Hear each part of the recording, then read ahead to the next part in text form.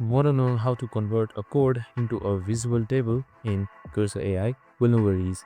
In this video, I'm going to show you an easy step-by-step guide on how you can do it. It's super simple, and in like a minute, let's get straight to it. Now, first things first, just simply open up your Cursor AI application. So we have also created similar videos regarding Cursor AI, which is available on our channel, so make sure to watch it. Now, I have this C# program with me right here that I need to convert. So what I need to do is I need to just simply select the entire code. So for that, just simply select Ctrl+A. Now I have two options right here, either to quick edit or just simply add to that. Just simply select quick edit right here, and now just simply edit the select code and type in this. Now just simply select enter, and once you have selected enter, as you can see right here, your code should start to change and your AI should generate you. And that's it, super simple and easy. I hope this video helped. If it did, make sure to like, subscribe and tune in with us for more similar videos. You can just simply select keep to keep the entire code.